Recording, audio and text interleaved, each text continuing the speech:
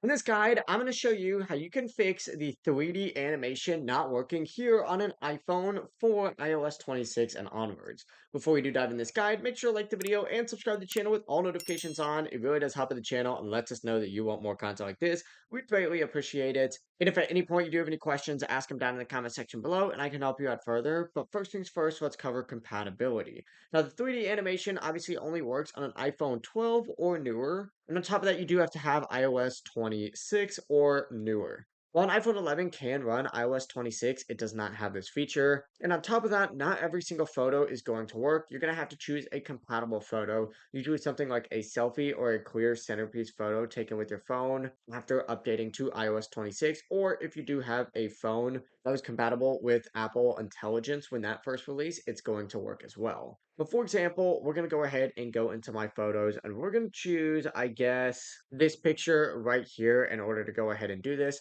So open up your photos, find whatever picture you would like, and what you're going to want to do is click on the little share button right here. And then if you scroll down on this page, you're going to see a use as wallpaper option. Go ahead and select that. And when you use that on here, what it's going to do is going to take you to a page that looks like this.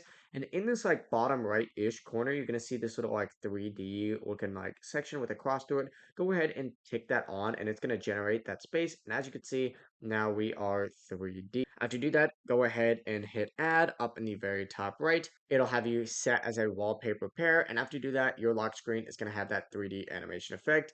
So once again, you're going to need an iPhone 12 or newer running iOS 26. You're going to need a compatible photo that does support 3D animation. And if those don't show up, simply try another photo. If this guide did help you out, make sure to like the video and subscribe to the channel with all notifications on. It really does help with the channel and lets us know that you want more content like this. We greatly appreciate it. Have a great rest of your day. Peace.